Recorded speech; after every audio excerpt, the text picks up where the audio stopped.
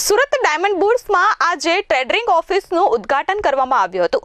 160 કેબિનોના ઉદ્ઘાટનમાં સાંસદ અને ડાયમંડ બુર્સના ચેરમેન ગોવિંદભાઈ ધોળકિયા, સુરતના મેયર દક્ષેશભાઈ માવાણી સહિતના મહાનુભાવો ઉપસ્થિત રહ્યા હતા અને વેપારીઓને શુભકામના પાઠવી હતી। મુંબઈના ભારત ડાયમંડ બુર્સની જેમ સુરત ડાયમંડ બુર્સમાં 160 કેબિનોનું ઉદ્ઘાટન આજે કરવામાં આવ્યું છે। સુરત ડાયમંડ બુર્સ કમિટીએ નાના વેપારીઓ અને ડાયમંડ બ્રોકર બુર્સમાં આવી વેપાર કરી શકે તે માટે આ વ્યવસ્થા ગોઠવી છે। સુરત ડાયમંડ બુર્સમાં કેબિન શરૂ કરી હીરાનો વ્યાપાર શરૂ કરી દીધો છે। આ ઉદ્ઘાટન કાર્યક્રમમાં રાજ્યસભાના સાંસદ ગોવિંદભાઈ ધોળકિયા અને સુરતના મેયર દક્ષેશભાઈ માવાણી સહિત ડાયમંડ બુર્સના સભ્યો હાજર રહ્યા હતા।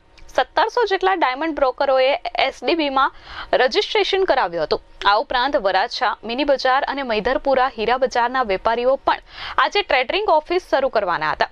સુરત ડાયમંડ બુર્સ ધમધમતું કરવા સુરત ડાયમંડ બુર્સના ચેરમેન ગોવિંદભાઈ ધોળકિયા સહિતના કમિટી મેમ્બર દ્વારા મૈધરપુરા, હીરા બજાર અને વરાછા મિની બજારના વેપારીઓ સાથે અગાઉ ઘણી બેઠકો યોજી હતી। આ વેપારીઓએ એસડીબીમાં ઓફિસ શરૂ કરવા સમજાવ્યા હતા। સુરત ડાયમંડ બુર્સમાંથી વધારેમાં વધારે લોકો ટ્રેડરિંગ કરી શકે તે હેતુથી નાના વેપારી મિત્રો માટે 160 જેટલી કેબિનો તૈયાર કરવામાં આવી છે। ગોવિંદભાઈ ધોળકિયાએ કરેલી જાહેરાત મુજબ મિની બજાર, મૈધરપુરા, હીરા બજારના 100 જેટલા વેપારીઓએ ઓફિસ શરૂ કરવા રસ દાખવ્યો હતો।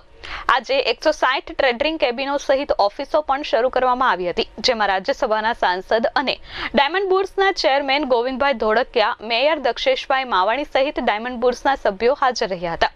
અગાઉ આ મામલે અનેક બેઠકો થઈ હતી। સુરત ડાયમંડ બુર્સને ધમધમતું કરવા માટે અથાગ પ્રયત્નો કરવામાં આવી રહ્યા છે। Bureau report H24 news, Surat.